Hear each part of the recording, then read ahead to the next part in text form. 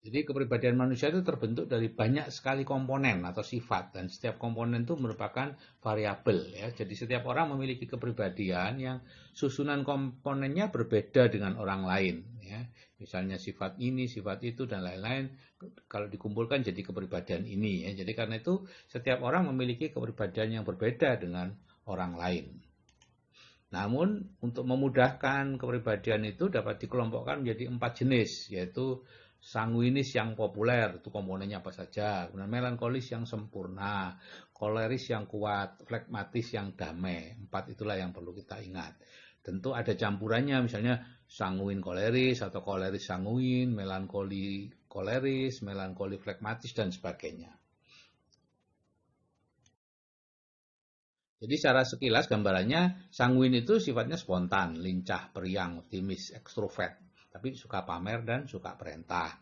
Melankoli itu penuh pemikiran, setia, tekun, analitis, tapi pesimis dan introvert, baper lagi gitu ya. Koleris itu bersifat suka berpetualang, persuasif ya, dan percaya diri ya, tapi keras kepala dan kurang simpatik. Kalau flegmatis sifatnya ramah, sabar, puas, dan diplomatis, tapi kurang bersemangat dan pemurung. Dan setiap kepribadian memiliki kekuatan dan kelemahan. Dan semua jenis kepribadian perlu ada dalam sebuah komunitas atau sosial atau organisasi. Dan kepribadian itu tidak ada yang baik atau yang buruk. Karena itu totalitas dari sifat-sifat. Nah, sifat-sifat atau komponen-komponennya itulah yang bisa baik, bisa lemah, bisa baik, bisa jelek.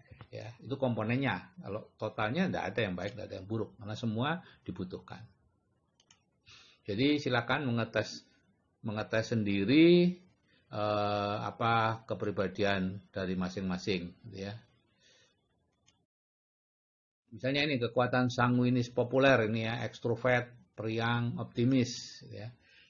Jadi emosinya biasanya kepribadiannya menarik, suka bicara, suka menghidupkan pesta, humornya hebat, ingatannya sangat kuat untuk warna, ya, sangat memukau pendengarnya, emosional, demonstratif, ya, antusias, ekspresif, sangat periang dan penuh semangat. Dan penuh rasa ingin tahu, di panggung bagus sekali, lugu dan polos, ya, hidup di masa sekarang, mudah dirubah, berhati tulus dan selalu kekanak-kanaan, ya, itu adalah kekuatan dari sanguinis populer. Jadi kalau di pekerjaan, para sanguinis populer ini biasanya sukarelawan untuk tugas-tugas yang tertentu, senang dia.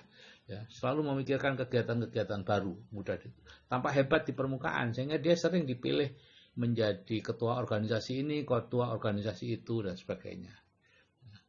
Kreatif dan inovatif, ya, punya energi dan antusiasme, bisa memulai sesuatu dengan cara yang cemerlang, ya, bicara pembukaannya bagus dan lain-lain, dan bisa mengilhami orang lain untuk ikut dan mempesona orang lain untuk bekerja. Dan dalam bidang pertemanan ya sangat mudah untuk berteman, dia mencintai orang, suka dipuji, tampak menyenangkan, dan karena menyenangkan dia dicemburi oleh orang lain gitu ya, mudah dan bukan pendendam dia ya. Dia cepat untuk minta maaf kalau terjadi kesalahan dan mencegah saat-saat membosankan dalam sebuah diskusi gitu ya. Dan orang sanguin sangat suka dengan kegiatan spontan gitu ya, sehingga macam-macam ya. Dan sanguin populer sebagai orang tua juga membuat rumah menyenangkan ya, disukai teman anak-anak. Dia sanggup mengubah sebuah bencana itu menjadi humor, misalnya apa jatuh dan lain-lain dijadikan humor. Dan merupakan pemimpin di sirkus seperti memimpin di sirkus sangat harmonis. Kelemahannya tentu ada ya. Jadi ide-idenya cemerlang, tapi biasanya tidak ada kelanjutannya. Ya, jadi dianjurkan untuk melaksanakan pekerjaannya sampai tuntas. Dan mereka biasanya orang merasa tidak bersalah sebagai orang yang tanpa kesalahan. Ya. Jadi sering-seringlah berintrospeksi ya. Dan bicaranya terlalu banyak, jadi ya bicara separuhnya saja, kemudian lihat orang lain kalau sudah merasa bosan mendengar pembicaranya ya dihentikan. Dan komentar-komentarnya diringkas dan berhenti membesar-besarkan persoalan ya. Dan orang sanguin biasanya mementingkan diri sendiri ya, selfish ya. Dan perasalah terhadap kepentingan orang lain, belajarlah mendengarkan orang lain untuk berbicara. Dan orang sanguin memiliki ingatan yang belum dikembangkan, khususnya nama orang dan nama-nama. Jadi perlu menuliskan segala-galanya supaya ingat. Dan jangan melupakan anak-anaknya. Kenapa? Orang sanguin suka lupa nama anak-anaknya. Gitu ya. Sebagai teman, ya tidak tetap pikirannya dan pelupa ya, sehingga sering membuat teman tersinggung karena lupa namanya. Jadi bacalah buku tentang faktor persahabatan, mendahulukan kepentingan orang lain. Ya. Orang sanguin suka menyela dan menjawab untuk orang lain, ya, sehingga kita harus selalu berpikir bahwa Anda tidak harus mengisi semua kekosongan. Biarlah kadang-kadang kosong, tidak ada bicara, ya diam aja, Anda tidak apa-apa. Dunia tidak akan kiamat. Dan dia tidak tertib dan tidak dewasa. Jadi ya satukan kehidupannya, gagasan, kepribadian, kreativitas, dan tekad untuk mewujudkannya disatukan pada waktu yang sama. Dan orang sanguin perlu belajar menghadapi kenyataan hidup yang keras dan penuh tanggung jawab. Jadi kurangi keinginan untuk terus bersenang-senang, tiduran, main game, dan lain-lain. Gitu ya. Nah, ini kekuatan kepribadian melankoli yang sempurna sekarang ya. Kekuatannya apa? Introvert, serius, idealis, pesimis, itu orang melankoli sempurna. Dalam emosinya dia mendalam, penuh pemikiran, ya, analitis ya, serius, tekun, jenius, punya bakat, kreatif, artistik atau musikal, filosofis, puitis, menghargai keindahan, perasa terhadap orang lain, suka berkorban, penuh kesadaran dan idealis ya, itu secara emosi. Ya. Sebagai orang tua, dia menerapkan standar yang tinggi di rumah. Ya, ingin segalanya dilakukan dengan benar, menjaga rumah selalu rapi, merapikan barang anak-anak, mengorbankan keinginan sendiri untuk yang lain, dan mendorong intelijensi dan bakat. Nah, untuk ibu-ibu yang punya kepribadian melankoli sempurna, hati-hati, Anda mudah sekali menjadi budaknya anak-anak. Karena setiap kali Anda menyuruh anak-anak merapikan sesuatu, serapi apapun anak Anda melakukan, bagi Anda masih kurang rapi. Sehingga Anda cenderung untuk kemudian merapikan lagi. Itu akan dipelajari oleh anak-anak Anda, sehingga ketika anak Anda suruh, ya sudah, dia hanya merapikan sekedarnya kemudian pergi. Karena toh nanti akan dirapikan lagi oleh ibu. Untuk apa saya susah payah? Dan itulah yang terjadi. Jadi untuk menghindari itu ya sudah, Anda tidak usah masuk kamar anak Anda terlalu sering, tutup aja pintunya gitu ya. Supaya Anda tidak melihat, biarlah anak Anda sendiri yang melihat. Nah, di pekerjaan orang melankoli sempurna biasanya orientasi pada jadwal, perfect ya, sadar pada perincian-perincian, sangat gigih, tertib, terorganisir ya, teratur, rapi ya, selalu berpikir ekonomis, melihat masalah, mendapat pemecahan yang kreatif ya, selalu ingin ya, perlu penyelesaian apa yang sudah dimulai ya, dia akan menyelesaikan ya, suka diagram, grafik, bagan, daftar dan lain-lain. Sebagai teman dia sangat hati-hati dalam berteman, biasanya tidak ingin menonjol, puas di latar belakang, menghindari perhatian, setia dan berbakti kepada teman-temannya, mau mendengarkan keluhan, ya, bisa memecahkan masalah orang lain, sangat memperhatikan orang lain, jadi cenderung melakukan pekerjaan orang lain, gitu ya. Terharu oleh air mata penuh belas kasihan dan selalu mencari teman hidup yang ideal. Cuman ada kekurangannya tentu, yaitu gampang baper, jadi orang yang melankoli ya nggak usah terlalu baper ya. Sering pesimistis, punya citra diri yang rendah, sehingga mudah merasa tersinggung karena direndahkan dan merasa direndahkan pada Anda. Ya, melihat sesuatu dari sisi positif negatif, ya, dia mudah merasa tertekan, tidak mudah untuk disenangkan, ya, pendendam, ya, tidak mau disebut salah dan menunda pekerjaan sampai waktu dirasa sempurna, sehingga akhirnya nggak mulai-mulai. Tapi begitu dia mulai, maka dia akan menyelesaikan. Jadi untuk orang sanguin ini pasangan yang tepat. Orang sanguin yang memulai, orang melankoli yang menyelesaikan. Sekarang koleris yang kuat. Ya. Kekuatannya apa? Ya, koleris itu orangnya ekstrovert, dia pelaku, ya, dia ingin melakukan segalanya dan sangat optimis.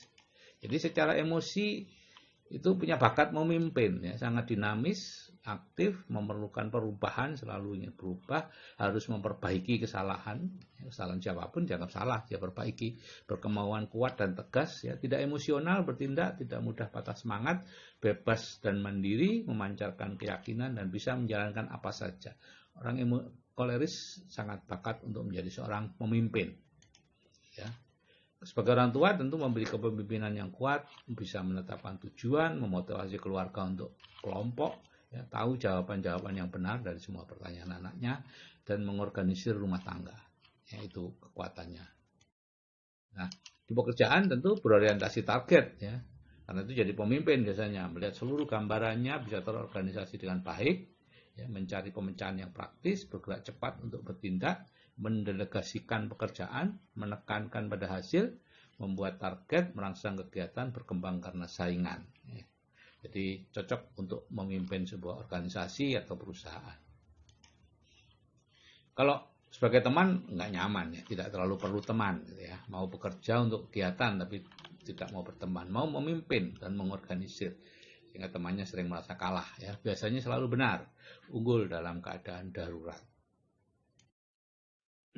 Kepribadiannya tentu mudah marah, ya, senang memerintah atau bossy, ya, sehingga banyak temannya yang tersinggung, ya, terlalu kaku dan keras, menyukai kontroversi dan pertikaian, membuat keputusan sering tergesa-gesa, ya, dan suka memanipulasi orang lain, ya. Mungkin selalu benar tapi akhirnya kurang populer karena orang yang akhirnya merasa dimanipulasi, ya, menghalalkan segala cara untuk mencapai tujuan, dan umumnya sulit untuk memohon maaf dan mengaku salah. Jadi selalu menganggap orang lain yang bersalah. Nah, sekarang kepribadian flegmatis yang damai, ya. Orangnya introvert, sering menjadi pengamat, ya, pesimis, ya. Tapi kekuatannya seperti ini, Bapak Ibu, ya. Emosinya itu kepribadiannya rendah hati, ya. Ini orang yang paling rendah hati dari seluruh kepribadian, yang mudah bergaul dan santai, diam, tenang, mampu, sabar, ya, keseimbangannya baik, hidupnya konsisten, tenang tapi cerdas, simpatik, baik hati, selalu menyembunyikan emosi, ya, bahagia menerima kehidupan, jadi dia tidak berusaha mencari apa masalah saya, enggak ada masalah, gitu, semuanya baik-baik saja, meskipun hidupnya seperti apapun baik-baik saja, gitu ya. Dan dia serbaguna. Nah, sebagai orang tua, ya, menjadi orang tua yang baik, tentu ya. Dia selalu menyediakan waktu bagi anak-anaknya, tidak tergesa-gesa dalam mengambil suatu keputusan, ya. Bisa mengambil yang baik dari hal-hal yang buruk, dan tidak mudah marah. Dan untuk kekasih dia sangat setia, ya, sehingga Anda beruntung kalau punya kekasih seorang flegmatis. Di pekerjaannya ya cakap, ya, damai, mudah sepakat, punya kemampuan administratif yang baik, gitu ya. Dan dia mau melakukan hal-hal yang sifatnya rutin, terus-menerus, gitu ya. Dan dia bisa menjadi penengah masalah, ya. Jadi kalau jadi ketua RT bagus, ya. Menghindari konflik, ya, baik di bawah tekanan, ya. Jadi dia sangat kuat bekerja di bawah tekanan, ya. Dan dia selalu menemukan cara yang mudah untuk melakukan sesuatu. Sebagai teman ya mudah diajak bergaul, menyenangkan, nggak suka nyinggung orang, ya, pendengar yang baik, cocok sebagai temannya orang sanguin, ya. Selera humornya yang menggigit, ya, sehingga kadang-kadang celenting gitu, ketawa semua, ya, suka mengawasi orang, punya banyak teman, ya, punya belas kasihan dan perhatian. Kekurangannya sering menghindari masalah, ya, dan tidak suka didesak, gitu ya. Dia bisa jadi sangat kaku, gitu ya. Terus sering menunda menyelesaikan masalah karena dia merasa itu tidak ada masalah, gitu ya. Jadi bagi dia masalah itu tidak ada. Jadi udahlah, biarlah, nanti akan berlalu sesuai dengan waktunya, gitu ya. Dan yang keempat, tidak menyukai perubahan, ya. Suka berkompromi karena merasa selalu benar. Sulit berkompromi, ya. Dia selalu merasa dirinya benar. Dan sukar untuk mengambil arah yang berbeda, ya. Jadi dia lebih suka juga menjadi penonton, ya. Sulit untuk bergerak, ya, karena tidak mampu memotivasi dirinya sendiri, ya. Dia pemalu, pendiam, ya. Jadi yang nomor 7 itu dia butuh orang lain untuk menggerakkan dia, gitu ya. 8 pemalu, 9 tidak menyukai kejutan-kejutan, maunya normal-normal saja semuanya. Nomor 10 selalu merasa takut dan khawatir tentang banyak hal di hidupnya. Dan yang 11 tentu tidak tegas dalam memimpin. Jadi Bapak Ibu, sebagai individu, Bapak Ibu perlu berusaha untuk dapat menjadi orang yang berpikir sebagai melankoli sempurna, bertindak sebagai seorang sanguinis yang populer, bekerja sebagai koleris yang kuat, dan hidup sebagai seorang flegmatis yang damai. Jadi kalau mengerjakan bisnis MW, maka pada waktu berhubungan dengan orang, Bapak Ibu perlu sebagai flegmatis, ya. Oh ya, oh bagus sekali, oh luar biasa, dan seterusnya, ya, selalu menyetujui orang.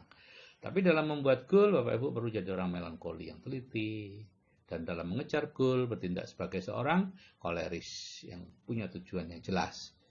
Dan sebagai sanguin, ya selalulah bergembira, ya. Oke Bapak Ibu, itu Pak Riwoko dan saya di rumah Lumajang, ya, rumah keluarga atau villa keluarga di Lumajang. Itu sudah cukup lama. Rambutnya masih ada, sekarang sudah tidak ada, ya. Jadi selamat mempelajari kepribadian Anda untuk mencapai kehidupan yang lebih baik. Salam dari saya, Riwoko dan Sigit, dan saya akhiri wassalamualaikum warahmatullahi wabarakatuh.